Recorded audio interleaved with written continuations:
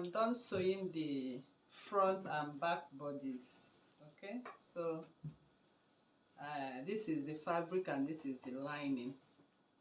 For front, I have to sew the neckline because of the kind of kiddies gown we are making. We are making a sleeveless kiddies gown. So if you are making a sleeveless kiddies gown, this is the easiest way to sew and have your armhole neatly finished.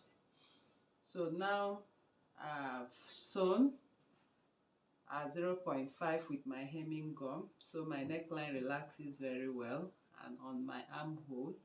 So I have to sew from the beginning, and I left 1.5 inch, which is the seam allowance we added. So another thing you need to do is to make sure you take 0.5, so at the end of the day you have whatever you have on your shoulder seam line. That is very important. So I'm going to notch now. I'm going to notch because the armhole is actually curvy, and the neckline also, we also have it curvy, especially at this point. I'm going to notch to ease or open up my neckline. I'll also come over to the armhole. I'll also notch to ease off. Okay, so I'm going to repeat the same thing I just did there. This is the back. I also sew at 0.5 inch, and the neckline 0.5 inch. So I'm placing my notches accordingly. Okay, so I stitch from here and I left 1 inch for my zip allowance. I'm going to sew my zip right here, so I did not stitch to the end. So I'll also notch and notch. So I have my hemming gum here. It actually make your neckline to relax effectively.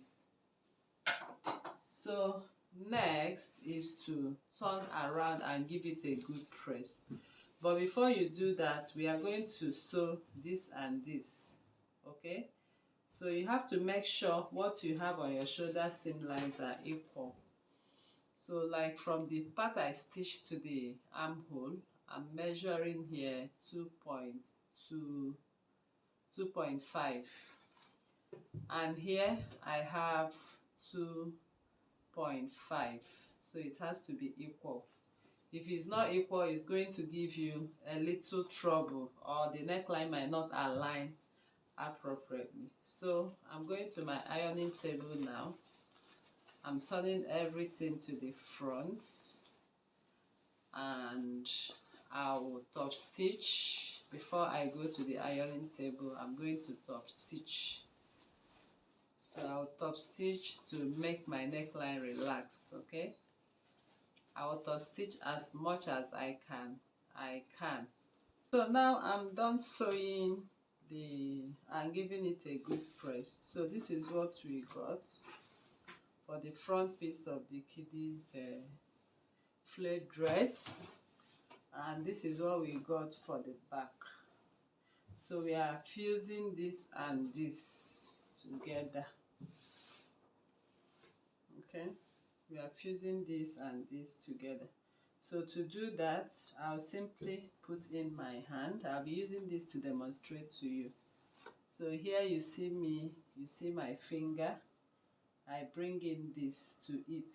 Can you see? I'll use this to take this, and then I'll simply invert it like this, so they align together. So that is why I told you have to make sure, you have to ensure the width of the both of them are equal. So if it's not equal, you will not achieve a good result. Okay, so I'll quickly go into my machine now. I'm going to sew at 0.5. So I'll do that for this, and for this I'll give it a good press, and I'll be back to show you what it looks like. Alright, so I'm done sewing the both of them together right now, so you can see what it looks like on 0.5 inch. So I'm just going to turn it around now. Okay, so if you turn it around, you can see you have a neat finishing armhole and neckline. Everything is neat, as you can see. That is that. So I've also done it to the other part of the neckline. So this is what we have. So you can now go ahead and iron it down. Okay, you can press it down so it relaxes nice and flat. So the next thing I want to do now, I will mark out the side seams. I'm marking out 1.5 because that is what we added, 1.5. I'll do that for back as well. So once I mark out the side seams, I'm going to bring the two together on the seam line. Okay, I'll bring it together and sew on the seam line. So I'm going to mark it out now, and I'll go over to my machine and sew and iron.